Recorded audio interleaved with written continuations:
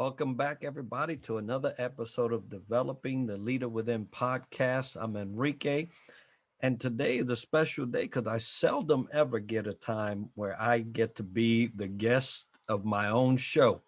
So here it is. I'm your guest. And we're going to be discussing today something that's near and dear to my heart, something that I see continuously happening in different organizations, in different settings, and that is, and I'm going to entitle this particular podcast, uh, Help. That's it. Help. And why would you entitle a podcast session Help? There are a lot of things happening uh, at work sites, a lot of things happening in virtual environments that continue to feed the inability for leaders to provide a psychologically safe environment, even working from home, which you would think what better place to be psychologically safe than your own house. But guess what? In the absence of going to a work site, we are now bringing that work site into our home. Now, I want to give you a little backdrop because it's something that I'm dealing with myself. I often will share my own experience so you understand that I'm not coming from a philosophical standpoint. This is stuff that I am experiencing myself. I recently got hired with a wonderful company. If you've listened to any of my recorded shows, whether it's a LinkedIn Live or a podcast, or when God speaks on Sundays, you would have already heard me talk about this organization that I just signed up with. I am amazingly and so graciously pleased with them as a whole and what they have done in the last couple of weeks with me with them. So I'm not going to be referring to that aspect of it, but to the aspect of that organization now resides in my home. When I am working for them, I am working for them, but in the confines of my house. It creates that dynamic, or that relationship creates a different dynamic in my house. Why so? Well, when I'm on breaks, right, that I have to get up and move around because sitting in a chair will cost your back some pain. So you get up, you do intervals, and I hope everybody's doing that. Take care of your body. If you're working from home, take care of your body. You have work to do, but be conscious of the fact that now you're sitting for a long time when before you wouldn't be. It's at your home, right? So the dynamic change, right? So I take a break, I go downstairs. If I see my wife, I give her a hug, but I'm back off to to work, to do what I'm being paid to do. That's just owning your task, owning your responsibilities. But that is different from me normally seeing my wife at home, right? Where I would hug her and I would tell her how much I love her and appreciate her and all those things. Those things are cut short because, hey, I have this responsibility. I get to see you, and that's all great and well, but now I have to return. So it creates a different dynamic at homes, right? And so I'm conscious of that. I take every precaution not to uh, let uh, my work obligation affect my relationship with my family, but I have to be extra careful now that the work is in a work from home situation, where I still can do my work, but not alter my relationship because during the day. So, in any case, there are things that a lot of people around the world are experiencing today that they would normally not be experiencing if they were at a work site, right? Because you're at a work site, you're working, doing this and the other. But I just want to make you aware that that thing exists, and it exists because I know I'm experiencing it myself.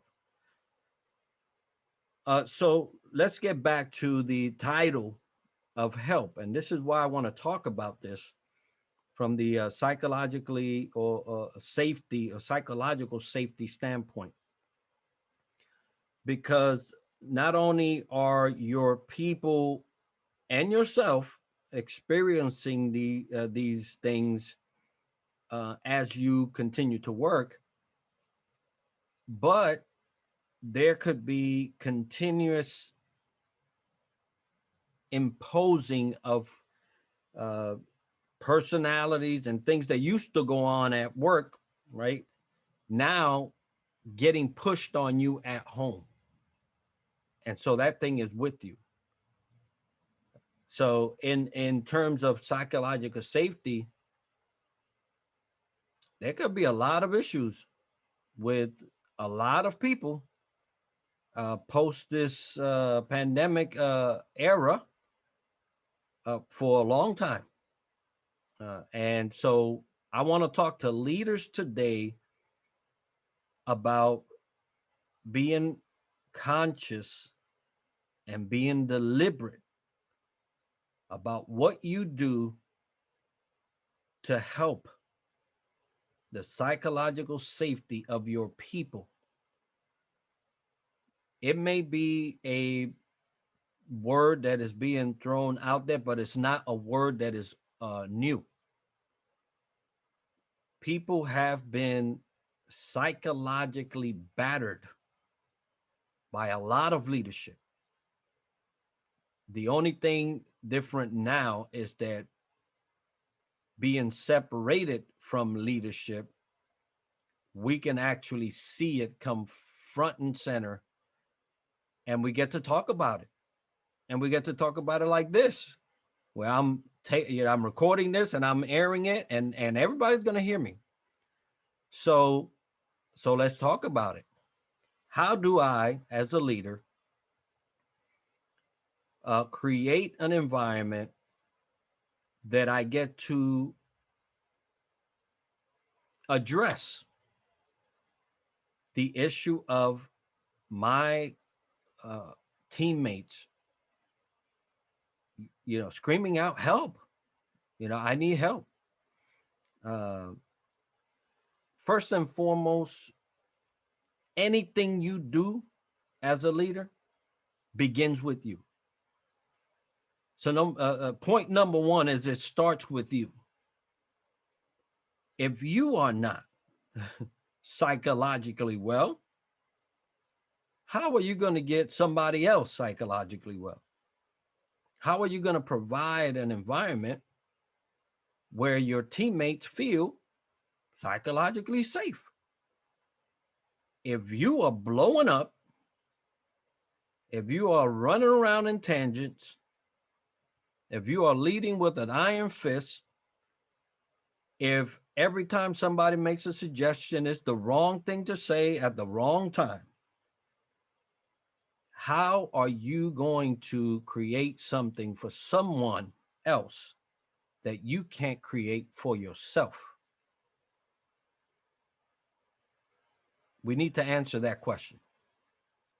And as leaders, we need to understand that we cannot give what we don't have. But we also have to be big enough and humble enough to realize that we don't have it and seek help ourselves. Because the moment that you think that you're bigger than the issues around you, you've lost sight of what you were called to do, which is lead people. So it starts with you. So I hope that leaders that are listening, before you start analyzing anybody else, and going around trying to critique anything else. Do a 360 review on yourself, because some people don't even like themselves. So you'll be amazed about what you write on that 360. But uh, let your family do a 360 on you. I bet you that's going to be an eye-opening moment in your life. And if it is not eye-opening, it will at least validate what you think that they think about you. But most people will be shocked. Nonetheless, it starts with you, leaders. Don't go outside, go inside to go outside. Okay. All right. So you are if it starts with you, then you are the source. Some people say, oh, no, I don't know where that came from. Man, my team is struggling. Oh, I'm not getting cooperation. I'm not. If it starts with you, then you're the source. Guess what? Your team feeds off of you. So if you are the source and your team is struggling and your team is lacking and your team is going through, either that's coming from you or you're not in control. And by control, I don't mean that iron fist. That's not what I mean. In control means you're the one setting the tone. You're the one creating space for your people.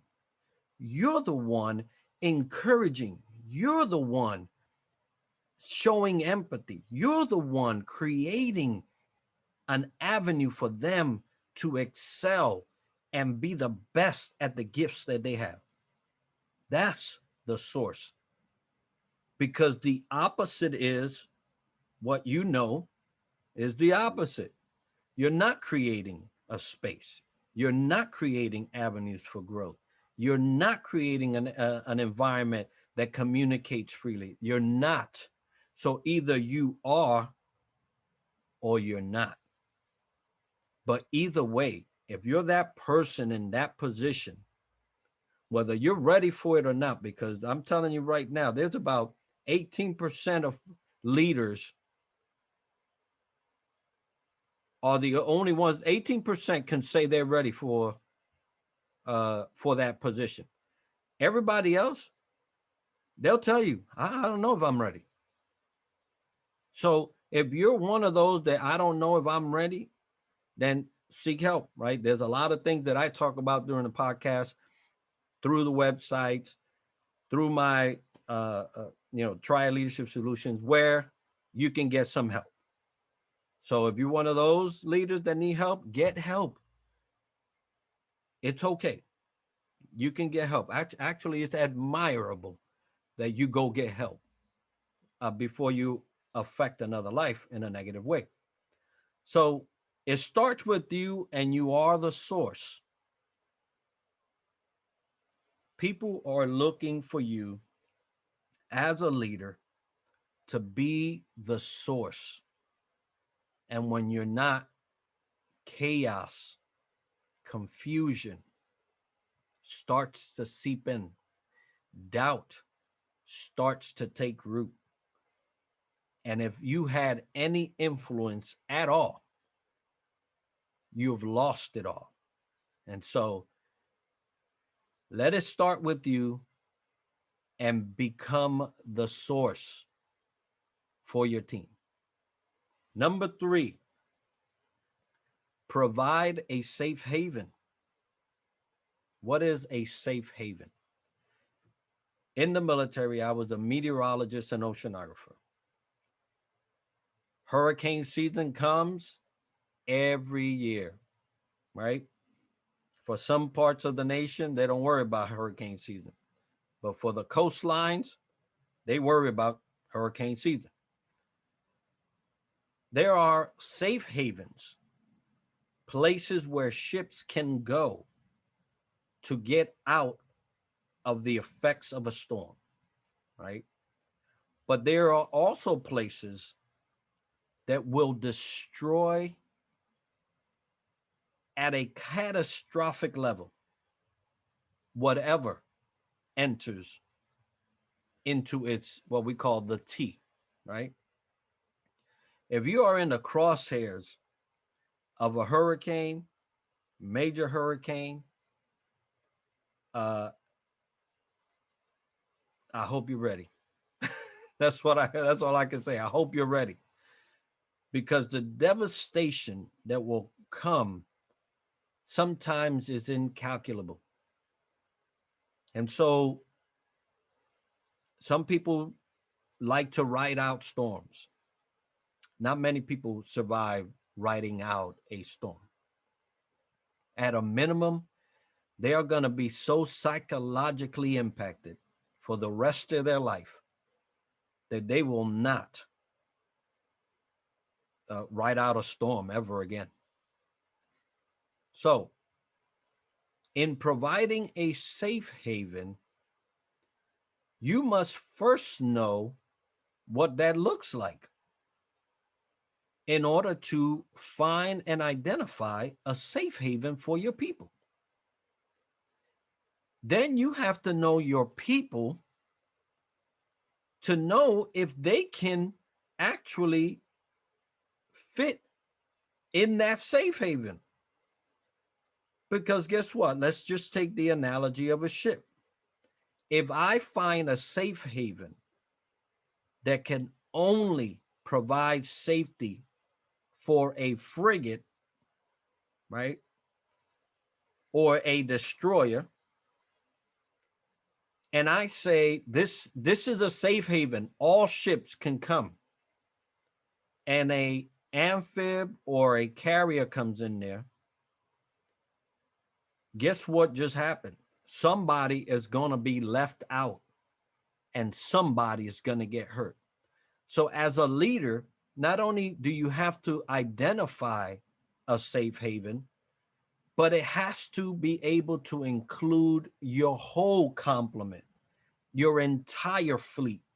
It has to be able to protect your people as a whole. So there's a lot of work to be done in that area because a lot of people identify and have safe havens that are only good enough for them and a few. And the funny thing is usually for them that's not a good safe haven. Right now, you just threw yourself first, right? The safe haven must include everybody, and everybody must be safe in that spot. So, are you as a leader creating safe havens for your people? You have to figure out what that looks like. It takes work. It takes research. It takes knowing your people. And if you just come to work and you know 9 to 5ing it and you check out and you don't learn your people, you don't know what they need, you don't know, you're not a leader. You're just managing processes and having people that are held accountable to you. That's it. A leader is thorough in knowing their people so that when it's time to, try to escape a storm that may come to your organization, that your people can survive that safely. All right. So a leader, it starts with you. A leader, you are the source. A leader must provide a safe haven. And a leader must create an environment that is psychologically safe to thrive. This is where you really earn your title as a leader. In the midst of a storm, when all gets rough and everything gets dark and people are afraid to the point of, their life,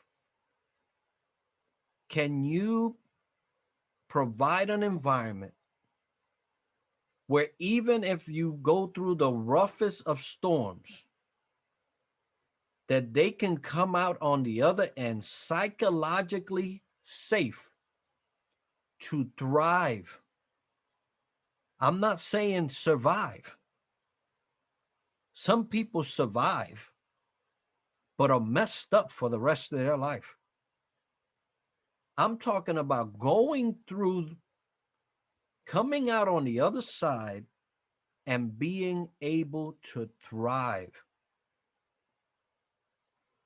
That takes a lot of intentional decision making on the part of a leader.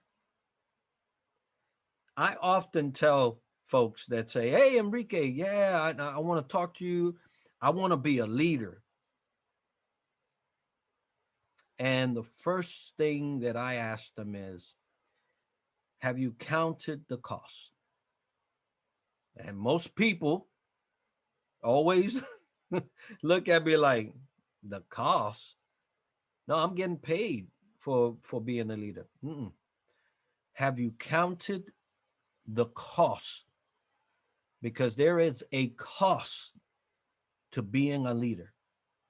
You pay in before you get paid. And a lot of times, the price to pay for being a leader is more costly than you have resources at the time.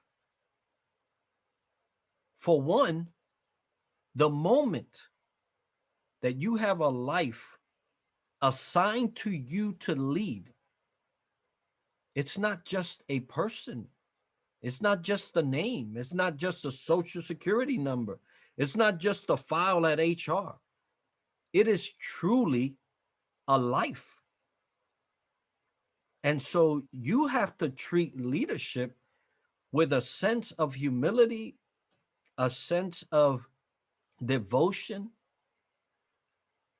a sense of caution, because whatever you decide for that life to be part of must make them better than they were before they even met you. So it is costly. So most people I caution to consider the cost before they try going for a paycheck or a position. Because at the end of every leadership title is a person, and that life is worth the investment of you making sure that you are providing certain things for them that they would not get if they didn't have you, right? So consider the cost. But we have to make people thrive. We have to create environments where people thrive, where they become better, where they are allowed to expand on their talents and gifts so that they can say, I don't know about anybody else, but that leader that I have has been a godsend to me.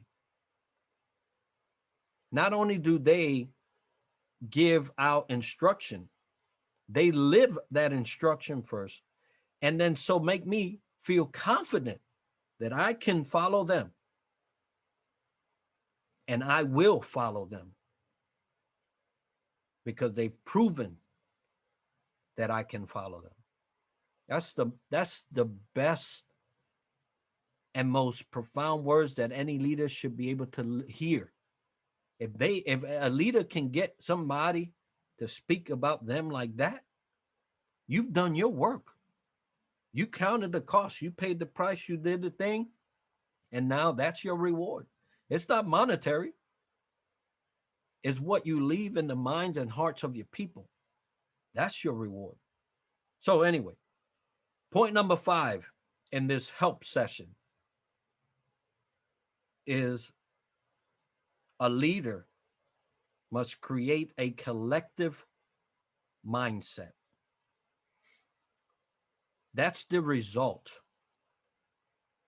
A collective mindset is a result of you doing points 1 through 4. Your people will band together because they saw it begin with you. because they saw it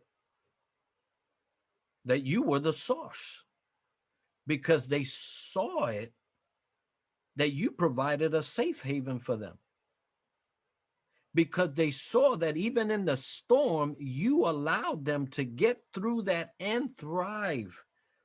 The collective mindset is a team mindset. You ever wonder why certain groups, and let's just say in the military, were able to go in a beach, survive a bombardment of bullets and bombs and mortar and all kinds of things, make it through the beach, make it through the mountains and the ravines and the creeks, and be able to plant a flag on top of a mountain, staking their claim. There were a lot of losses during that process. But when they took that mountain collectively, the team won. It wasn't Joe won. It wasn't Susan won. It wasn't this little group over here won. Collectively, a leader creates a collective mindset in teams. Those teams that are at this stage have gone through together, have not only survived, but are thriving regardless of the storms. And those teams collectively will tell you who their leader is, right? They will tell you who their leader is with pride and joy. Those teams, the world needs to watch out because they can do anything. And hopefully for the good, right? Because we all know that influence can be good or bad. You can get these same scenarios, good or bad. So hopefully it's for the good. So your people may be screaming help in silence.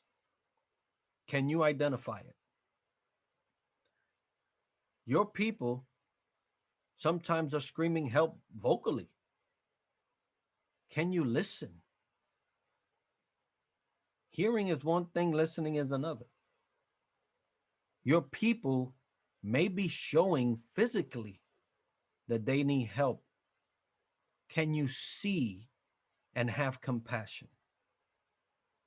What are you going to do, leader, when your people are crying for help? I'll leave you with that question. Thank you for joining me this week. I hope that this session has been a blessing to you. If you have any questions, comments, concerns, hey, post them in the comments. If you like this podcast, subscribe, like, share, and I will see you next week when we have our next guest, and I'll let you go in and try to figure that one out. But we will be blessed with their presence.